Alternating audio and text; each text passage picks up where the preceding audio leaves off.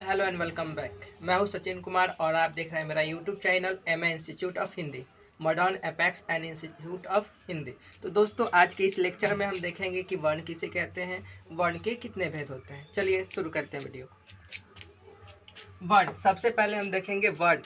वर्ण उस मूलध्वनि को कहते हैं जिसका खंड या टुकड़ा ना हो सके। जैसे हम कहें क हलंत लगा हुआ क, नहीं तो क ऐसे नॉर्मली बोलेंगे तो इसका खंड या टुकड़ा ये दो वर्णों के मेल से बना है, जैसे क प्लस अ। तो ये वर्ण हमारा नहीं हो सकता, एक क हलंत लगा हुआ क।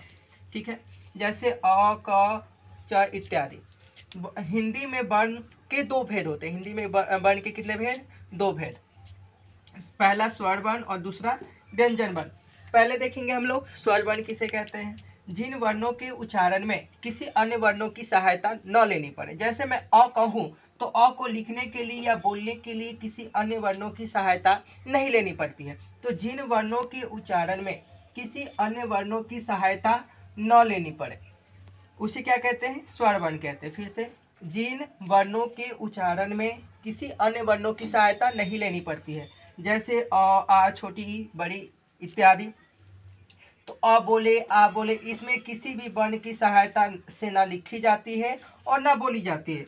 इसकी संख्या जो होती है 11 होती है। स्वर वर्ण की संख्या कितनी होती है? 11 होती है, अ से लेकर अ तक। बाकी जो अ, अनुस्वार और विसर्ग होते हैं ये आपके अयुग्मा होते हैं। ठीक है, पहले आप लोगों ने वर्ण देखा, वर्ण का भेद देखा। पहला स्वर वर्ण। स्वर वर्ण जिन वर्णों के उच्चारण में किसी अन्य वर्णों की सहायता नहीं लेनी पड़ती उसे स्वर वर्ण कहते हैं। अब देखेंगे हम लोग व्यंजन वर्ण। व्यंजन वर्ण जिन वर्णों के उच्चारण में अन्य वर्णों की सहायता लेनी पड़ती है। जैसे मैं क ही लिखूं तो क लिखने के लिए हमें क प्लस अ उच्चारण करने से ही पता चल जाए कि इसमें अ की मात्रा थोड़ा सा भी है।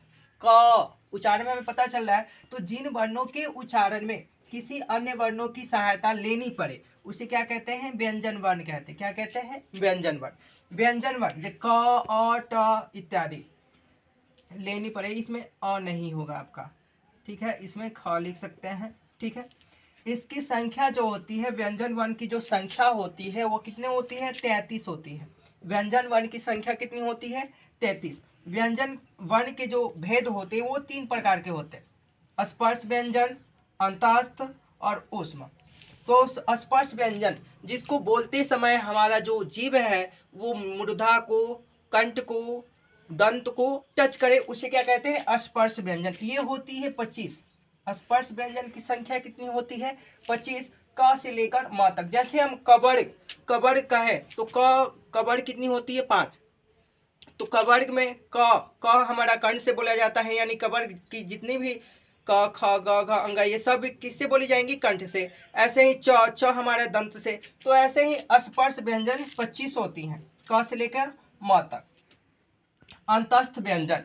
अंतस्थ व्यंजन कहने का अर्थ है कि इसे जो गर्म वायु हमारे अंदर जाए, जैसे य र ल व बोलेंगे तो हाँ, इससे इसको उच्चारण करते समय गर्म वायु जो है हमारे अंदर जाएगा, बाहर नहीं आएगा। इसकी संख्या कितनी होती है? 4 होती है। ऊष्म व्यंजन। ऊष्म व्यंजन उसे कहते हैं जिसको बोलते समय या उच्चारण करते समय इसका जो गर्म वायु है वो बाहर निकले। जैसे स, तो हमारा जो वायु है, गर्म वायु कहाँ है? बाहर निकले, तो इसे कहते हैं ऊष्म व्यंजन। इसकी जो संख्या होती है 4 होती है: स, क्लाप्स, मूर्धन्य, दंश और ह। इसके अलावा हमारा संयुक्ताक्षर होता है। जैसे आप लोगों ने शुरू में ही बताया गया कि संयुक्त व्यंजन इसकी जो संख्या है कितनी होती है? 33। 25 गो स्पर्श व्यंजन, 4 गो आपका अंतस्थ और 4 गो आपका ऊष्म व्यंजन। तो टोटल मिलाकर कितना हो गया? 33। ठीक है, संयुक्त व्यंजन किसे कहते हैं? तो जो दो वर्णों के मेल से बने हो, दो या दो से अधिक वर्णों के मेल से बने हो उसे कहते हैं संयुक्त व्यंजन। इसकी जो संख्या होती है ये 4 होती है: छ, त्र, ज्ञ, स्र। छ जो हमारा है, छ बना हुआ है क प्लस मूर्धन्य स और अ, तो इसको मिला के क्या बना? कक्ष बोलेंगे इसको। त्र, त प्लस र प्लस अ को मिलाकर क्या बना? त्र। ज्ञ, ज प्लस य प्लस अ, तो ये क्या बना? ज्ञ। स्र, प्लावे स प्लस र प्लस अ, इस सबको मिला के क्या बना, स्र बना। तो संयुक्त व्यंजन की जो संख्या होती है वो कितनी होती है, 4 होती है। इसके अलावा होती है अतिरिक्त व्यंजन, जिसको अतिरिक्त कहते हैं। ये ना स्वर में आते हैं और ना व्यंजन में, तो इसको अतिरिक्त बोला जाता है। इसकी जो संख्या होती है वो 2 होती है, ठीक है। इसके बाद होती है हमारा अयोगवा, इसकी संख्या जो है 3 होती है, अनुस्वार, विसर्ग और चंद्रबिंदु।